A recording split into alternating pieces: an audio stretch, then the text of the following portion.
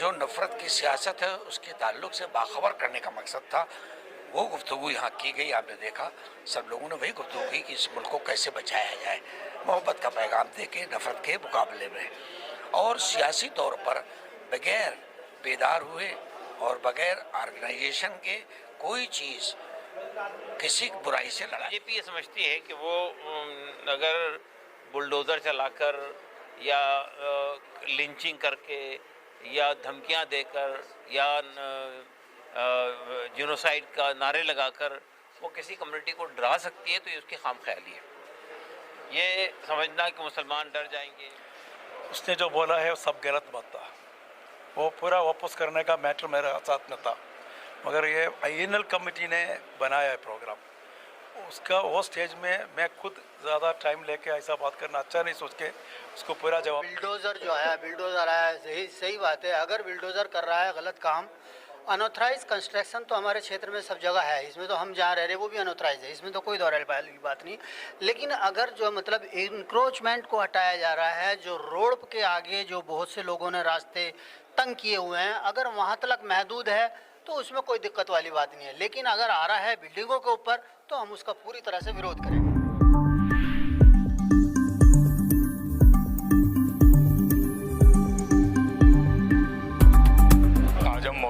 यहाँ पे केरला के मिनिस्टर, ये इंडियन नेशनल लीग के ये मिनिस्टर हैं, और अहमद देवर कोविल साहब यहाँ पर।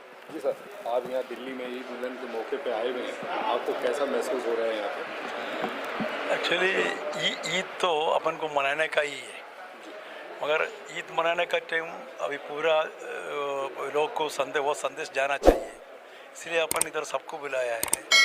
हिंदू, मुस्लिम, क्रिश्चियन, सिख सब इधर इकट्ठा हुआ है। ईद का संदेश सबको देने के लिए सोचा था, वो अच्छा हुआ आज।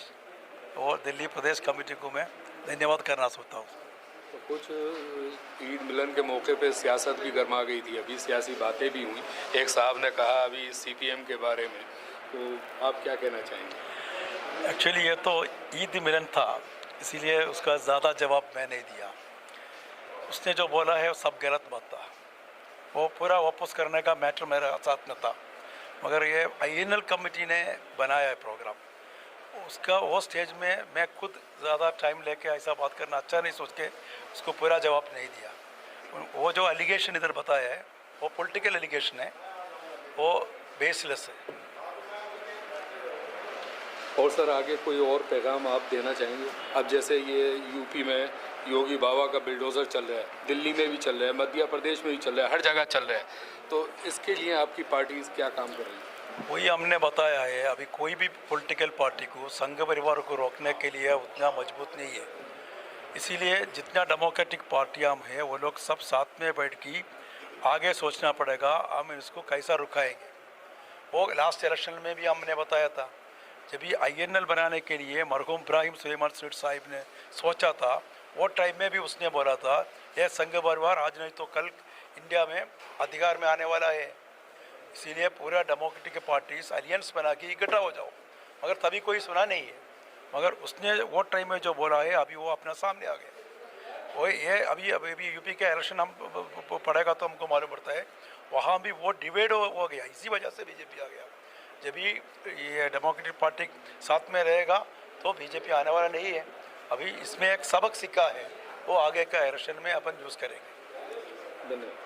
ये आज यहाँ प्रोग्राम रखा गया है ईद मिलन का इंडियन नेशनल लीग की तरफ से, और यहाँ काफ़ी तादाद में लोग आए हुए हैं। और मैं अभी यहाँ बात करूँगा प्रोफेसर मोहम्मद सुलेमान, जो नेशनल प्रेसिडेंट हैं, मैं उनके पास अभी पहुँचा हूँ यहाँ पर। आइए मैं उनसे बात करता हूँ।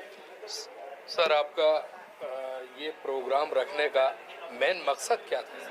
देखिए, ये प्रोग्राम दिल्ली यूनिट की तरफ से रखा गया। ईद का मौका है, लोगों को एक साथ बैठना चाहिए, इज़हार मोहब्बत, मिलना जुलना और शीरीनी खाना, सेवइयाँ खाना। इसमें कोशिश की थी हमने, आपने देखा भी स्टेज पे दलित भी थे, सिख भी थे, और इसने बुलाया सबको। चूँकि इस वक्त मुल्क की सियासत में नफ़रत घोलने का एक बाकायदा एजेंडा चल रहा है हुक्मरान जमात की तरफ से, इसके बरखिलाफ़ हमें मोहब्बत की मिठास को घोलना है लोगों में। तो ये मोहब्बत की मिठास घोलना और जो नफ़रत की सियासत है उसके ताल्लुक से बाखबर करने का मकसद था। वो गुफ्तगू यहाँ की गई, आपने देखा सब लोगों ने वही गुफ्तगू की कि इस मुल्क को कैसे बचाया जाए, मोहब्बत का पैगाम दे के नफ़रत के मुकाबले में। और सियासी तौर पर बगैर बेदार हुए और बगैर ऑर्गेनाइजेशन के कोई चीज़ किसी बुराई से लड़ा नहीं जा सकता है। आप जानते हैं नबी करीम सल्लल्लाहु अलैहि वसल्लम का दौर जब आप देखते हैं, मुताला करते हैं कि मदीने में जब वो हिजरत करने के बाद तशरीफ ले गए तो सबसे पहले ये की कि उन्होंने एक सियासी पहचान आइडेंटिटी को मुस्तहकम किया और वहाँ के यहूद से नसारा से मिलकर बात की कि अगर मदीने पे कोई हमला होता है, मदीने को निस्नाबूद करने की कोशिश होती है कुरैश मक्का की तरफ से, तो हमें सब मिलकर उसका मुकाबला करना है। तो इस वक्त मुल्क के दस्तूर को मिटाने की कोशिश हो रही है। जो लोग दस्तूर को बचाना चाहते हैं, सेकुलर डेमोक्रेसी जिंदा रहो और रहने दो के फलसफे पर काम करना चाहते हैं, जो सभी की शिनाख्त को, पहचान को बाकी रखने के फेवर में, उन सबको मिलकर इस नफरत की आंधी को रोकना है। तो इस पर गुफ्तगू भी हो गई आज। अभी आपने सर अभी एक चीज़ और कही थी अभी प्रोग्राम में कि जैसे मस्जिद बना देते हैं और मस्जिद को बचाव कैसे करना है, तो सियासीदानों के साथ मिलना पड़ेगा। मैंने इसलिए कहा कि देखिए, मस्जिद बनाने का हमें हक है दस्तूरी तौर पर, इबादत गाहें बचाना, इबादत गाहों पर इबादत करना, लेकिन सियासी कुव्वत न होने से इबादत गाहें महफूज नहीं है। सियासी कुव्वत न होने से इबादत गाहों में इबादत करने के अख्तियारात को भी छीना जा रहा है। ये इसलिए हो रहा है कि हम सियासी तौर पर बिल्कुल बेवजन हो गए हैं। हमारे अक्सरियत ने समझा है कि सियासत ज़रूरत नहीं है। इसलिए मैंने कहा कि जिस तरह मस्जिद का बनाना ज़रूरी है दस्तूर की इजाज़त और दस्तूरी ज़मानत के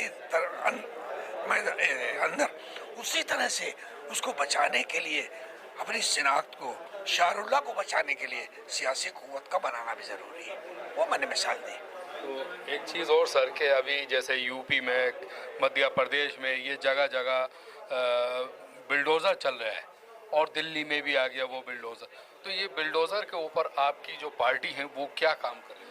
देखिए, इस बुलडोज़र के खिलाफ सिर्फ इंडियन नेशनल लीग नहीं, आपने देखा कि हमारे जो एलआई हैं, सीपीएम के लोग, सीपीआई के लोग, वो सब खड़े हुए। हमारे पूरे मुल्क के अवाम को, तमाम उन लोगों को जो मुस्लिम नहीं है लेकिन बुलडोज़र पॉलिटिक्स के खिलाफ हैं, उनसे मिलकर इस बुलडोज़र का मुकाबला करना है। बुलडोज़र गैर दस्तूरी तौर पर चला है, चलाने की कोशिश है, उसको रोकने का तरीका ये है कि हम सब मिलकर इस बुलडोज़र पॉलिटिक्स के सामने खड़े हों। चलते से सर, अगर आप कुछ और आवाम को कुछ पैगाम देना चाहें? मैं यही गुजारिश करूंगा आपके ज़रिए, आपके माध्यम से, कि अब हालात बहुत नाजुक हैं। जिस तरह हम अपने बच्चों को पालने के लिए सुबह से शाम मेहनत करते हैं, तिजारत करते हैं, नौकरी करते हैं, जो भी करते हैं, उसी तरह से मुस्तकबिल बचाने के लिए हमें सियासी एक्टिविटीज़ में, सरगर्मियों में भी अपने पसंद के एतबार से हिस्सा लेना चाहिए, लेकिन उससे इनहराफ नहीं करना चाहिए, उससे फरार नहीं इख्तियार करना चाहिए। शुक्रिया। ये थे हमारे साथ प्रोफेसर सुलेमान, यहाँ पर राष्ट्रीय और लोग बैठे हैं यहाँ पर। हम बात करना चाहेंगे, आप कुछ कहना चाहेंगे? ये आज ईद मिलन का मौका था और यहाँ सियासी प्रोग्राम भी था, तो इस पर आप कुछ कहना चाहेंगे?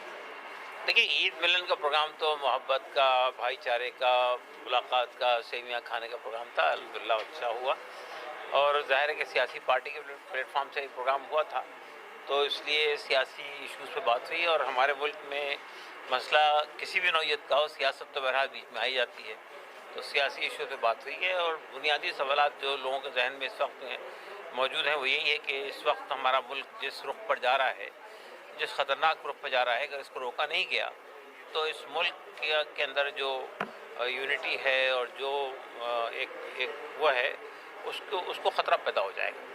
तो हम समझते हैं कि इस वक्त तमाम सियासी पार्टियों की जिम्मेदारी बनती है कि वो इसका सख्ती के साथ विरोध करें, उसकी मुखालफत करें और बिल्कुल सही बात कहें। ये जो लोग यानी सियासत के लिए अवसरवादी तरीक़े से कभी खामोश हो जाते हैं, कभी चुप हो जाते हैं, ये अप्रोच सही नहीं है। उसूली बात कहने के लिए आपको हमेशा तैयार रहना चाहिए। सर, अभी ये यूपी तक महफूज था बिल्डोज़र योगी बाबा का, तो वो बिल्डोज़र दिल्ली में भी आ चुका है और जगह जगह चल भी रहा है, तो इस पर आप क्या कहें? देखिए, असल में बीजेपी ये समझती है कि वो अगर बुलडोज़र चलाकर या लिंचिंग करके या धमकियां देकर या जिनोसाइड का नारे लगाकर वो किसी कम्युनिटी को डरा सकती है, तो ये उसकी खामख्याली है। ये समझना कि मुसलमान डर जाएंगे, मुसलमान सरेंडर कर देंगे, मुसलमान जो है वो बीजेपी के हाथ में वो दे देंगे अपना ताकत। ये एक चीज़ और पूछूं आपसे कि जैसे दिल्ली में जगह जगह इंक्रोचमेंट बढ़ता जा रहा है, अगर उस पर बुलडोज़र चलता है तो क्या प्रॉब्लम? देखिए, पहली बात तो ये कि अगर आपको बुलडोजर चलाना है तो सैनिक फॉर्म में चलाइए, पहले गोल्फ लीग में चलाइए, इसलिए वो सब भी इलीगल हैं, इलीगल तरीके से बने हुए हैं। देखिए 70-80% दिल्ली जो है वो इलीगल है। इलीगल इस माने में है कि आप यहाँ पे कॉलोनियाँ बसने देते हैं, जो एडमिनिस्ट्रेशन है वो हर तरह से कोऑपरेट करता है, पैसे लेता है, और वो जब कॉलोनी बन जाती है उसको आप कहते हैं इलीगल है। तो ये गरीबों पे क्यों आप चलाते हैं? चलाना तो अमीरों में चलाइए ना, शुरुआत कीजिए वहाँ से जहाँ पे इंक्रोचमेंट हो रहा है। तो वो उन लोगों ने भी कब्जे कर रखे हैं बहुत सारे, तो इंक्रोचमेंट को ही रोकना है तो पहले शुरू तो दिल्ली में कोई भी कॉलोनी बनती है वो नॉर्म्स के तहत बननी चाहिए। हमारा इलाका है ओखला का, इस इलाके में भी क्यों, अगर आप गवर्नमेंट ही चाहती कि भाई यहाँ पर कॉरपोरेशन के जो नॉर्म्स हैं उसके तहत बनने चाहिए तो पहले से ही वो यहाँ पे लगा देती है, लेकिन वो कॉलोनियाँ बनने देती है। कितनी कॉलोनियाँ दिल्ली के अंदर ऐसी है जो अनऑथराइज कॉलोनी में शुमार होती है, बाद में लीगलाइज हो जाती है वो चीज़ें। तो ये जो तरीका है हमारे मुल्क का, चाहे वो कांग्रेस का ज़माना रहा हो चाहे बीजेपी का ज़माना रहा हो, कि पहले आप बसने देते हैं लोगों को और उसके बाद उनको अपने अवैध तरीके से बना देते हैं, पैसा लेते हैं, बाद में उसको रेगुलाइज कर देते हैं। तो अगर आपको का कानून लगाना है तो पहले से ही नॉर्म सेट कर दीजिए कॉलोनियों को के अंदर जो उसके रास्ते हैं और जो पार्क है और जो भी हैं उसको वो पैदा कीजिए। कॉलोनियाँ बन रही है, बड़ी बड़ी कॉलोनी बनती है, ना पार्क है ना स्कूल है ना बात गाँव के लिए रास्ता है, बस जाती है। उसके बाद आप समझते हैं कि अवैध है, तो पूरी दिल्ली अवैध है। तो अगर आपको तोड़ना ही है तो आप वहाँ से शुरुआत कीजिए ना, सैनिक फार्म से शुरुआत कीजिए, आप गोल्फ लिंक से शुरुआत कीजिए, आप उन बड़ी कॉलोनी से शुरुआत कीजिए जहाँ पर लोगों ने इलीगल कब्जे कर रखे हैं। लेकिन आप जहांगीरपुरी में गरीब लोगों के ऊपर हाथ डालते हैं या शाहीन बाग को परेशान करने की कोशिश करते हैं, तो ये जो सिलेक्टिव तरीका है ये बिल्कुल गलत है। इसमें मैं डॉक्टर एसक्यूआर इलियास, मैं नेशनल प्रेसिडेंट हूँ वेलफेयर पार्टी ऑफ इंडिया। मैं आपको बता दूं कि ये इंडियन नेशनल लीग के दिल्ली के प्रेसिडेंट हैं और मेरे साथ बैठे हैं रफ़ीक अहमद साहब। मैं इनसे बात करूंगा। आज इन्होंने यहाँ ईद मिलन का ये समारोह रखा है यहाँ पर और लोग इकट्ठे थे काफ़ी तादाद में यहाँ पर, और यहाँ राष्ट्रीय अध्यक्ष भी हैं प्रोफेसर सुलेमान, और केरला के जो मिनिस्टर हैं इनकी पार्टी के वो भी मौजूद थे यहाँ पर। सर, ये आपने आज ये प्रोग्राम रखा ईद मिलन का, ये क्या सोचा आपने, कैसे ये सोच तो देखिए ऐसा है, लोगों को इकट्ठा करने के लिए एक मुबारकबाद दी जाती है। ये ईद मिलन का जो त्यौहार है, ये ईद का ये मतलब सर्व समाज का त्यौहार है, जिसमें आज का आपने देखा होगा जो ये प्रोग्राम हुआ है आज हमारा ये 5 तारीख का, इसमें आपने स्टेज पे देखा हो हर धर्म का आदमी था, इसमें सरदार भी था, सिख भी था, जैन भी था, मुसलमान भी थे, सब थे। तो ये ईद मिलन का हम लोगों को पैगाम ये देना चाहिए कि ईद का त्यौहार जो है ये सिर्फ एक धर्म का नहीं, ये ईद मिलन जो है ना, ये पीस जो बोलते हैं हमारा, कि ये पीस मिशन, बल्कि सरदार दया सिंह जी जो है हमारे, वो एक मिशन चला रहे हैं, ऑल इंडिया पीस मिशन। तो ऐसे लोगों को इकट्ठा करना है, ऐसे लोगों के साथ में मतलब सेलिब्रेशन करना, ये हमारे लिए बहुत बड़ी बात नहीं है कि हमने प्रोग्राम किया है, बल्कि हमारे लिए ये बड़ी बात है कि हमारे साथ में वो लोग आए हैं, ये हमारे लिए बहुत बड़ा अचीवमेंट है। अच्छा, मैं पूछूंगा, अभी ईद मिलन का प्रोग्राम था लेकिन अभी सियासी बातें भी गर्मा गई थी, कुछ लोगों ने गर्मा दी थी बातें, उस पर आप क्या कहें? देखिए, हर आदमी का अपना अपना ये व्यू है, डेमोक्रेसी है, हर आदमी को जो है अपने ख्यालात रखने का हक है, उसमें कोई दो राय वाली बात नहीं है कि कुछ लोगों ने मतलब ऐसी बातें कही हैं जो मतलब ऐसे स्टेज पर नहीं कहना चाहिए। दूसरी बात ये है, अगर पॉलिटिकल पार्टी किसी प्रोग्राम की कर रही है तो जाहिर सी बात है उसमें पॉलिटिकल बात भी होगी, तो उसमें मुझे लगता है कि उन्होंने अपने ख्याल से सही कहा हो, लेकिन कुछ लोगों को नागुजारा भी गुजरी है जो ऐसी बातें बहरहाल ऐसी खास ज़्यादा बुरी बात भी नहीं थी। आपके मिनिस्टर साहब कोई नागवार गुजरी हैं। हाँ हाँ बिल्कुल गुजरी हैं, उनको मतलब गुजरी हैं। CPM के मसले पे हाँ हाँ जो सीपीएम कहा के गया। मसले पे गुजरी है। बहरहाल लोगों का अपना ख्याल होता है, देखिए कहते हैं कि ज़बान को नहीं पकड़ा जाता, बाद में उन चीज़ों की जो है तलाफियाँ होती हैं कि भाई हाँ ये बात नहीं कहनी चाहिए, तो जाहिर सी बात है रफ़ी उन्होंने साहब, मैं आपको बताऊं कि अभी दिल्ली में बुलडोज़र चल रहे हैं और शाहीन बाग में भी बुलडोज़र की आकार मची हुई है कि बुलडोज़र आया, तो इस पे आपकी पार्टी क्या काम कर रही है? देखिए सबसे पहली बात तो मैं आपको बता दूं, बिल्डोज़र जो है बिल्डोज़र आया है, सही बात है। अगर बिल्डोज़र कर रहा है गलत काम, अनऑथराइज कंस्ट्रक्शन तो हमारे क्षेत्र में सब जगह है, इसमें तो हम जहाँ रह रहे हैं वो भी अनऑथराइज है, इसमें तो कोई दौरान की बात नहीं। लेकिन अगर जो मतलब इंक्रोचमेंट को हटाया जा रहा है, जो रोड के आगे जो बहुत से लोगों ने रास्ते तंग किए हुए हैं, अगर वहाँ तक महदूद है तो उसमें कोई दिक्कत वाली बात नहीं है। लेकिन अगर आ रहा है बिल्डिंगों के ऊपर तो हम उसका पूरी तरह से विरोध करेंगे। हाँ, इंक्रोचमेंट को लेके अगर उसको हटाते हैं अगर उसको हटाते तो हम वो उसका फेवर सही करेंगे, वो सही होना भी चाहिए। हाँ, वो होना भी चाहिए, रास्ते क्लियर होना चाहिए। देखिए उससे नुकसान जो है वो आवाम का है, जो क्षेत्र में लोग रह रहे हैं, निकलना बढ़ना, यहाँ तक कि हमारी मस्तूरात जो जाती हैं निकलती हैं उन्हें भी दिक्कत होती है। रास्ते इधर पटरी लग गई, इधर ठेला खड़ा है, तो उनको निकलने में घस से लग के जाते हैं, बहुत बुरा हाल है बटला उसका, शाहीन बाग का। तो अगर वो उस रास्तों को क्लियर कर रहे हैं तो ठीक है, मोस्ट वेलकम। लेकिन अगर वो बिल्डोज़र, वही बिल्डोज़र अगर आ जाता है बिल्डिंग तलक और बिल्डिंग का डैमेज करता है तो हम उसका पूरी तरह से मुखालफत करेंगे। पूरी टीम हमारी जो है ना उस पर उसके विरोध के लिए तैयार खड़ी है। कोई और पैगाम आप देना चाहें? बस ये है कि मैं यही कहूँगा कि आप सब लोगों ने मतलब इसमें प्रोग्राम में शामिल हुआ, सब लोगों को ईद की बहुत बहुत मुबारकबाद।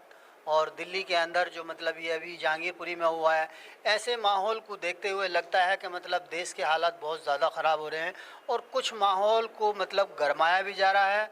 कुछ जो हमारी बिकी हुई मीडिया है वो हमें डराने की कोशिश भी कर रही है, लेकिन मुसलमान क्या है, यहाँ जो मतलब संविधान को मानने वाले लोग हैं वो इसको डराने में नहीं आएंगे। नहीं है। हाँ, शुक्रिया साहब। ये थे साहब यहाँ पर मेरे साथ मौजूद थे, इंडियन नेशनल लीग के दिल्ली प्रेसिडेंट। इनसे अभी हमारी बात हुई, इन्होंने बताया सियासत ईद मिलन के मौके पे थोड़ी सियासत गर्मा गई थी, उसको भी हैंडल करा इन्होंने बहुत खूबसूरती से। इनसे बात हुई हमारी। एसी के साथ मैं अहमद, कैमरा पर्सन अली के साथ ज़ियान न्यूज़ एक्सप्रेस दिल्ली।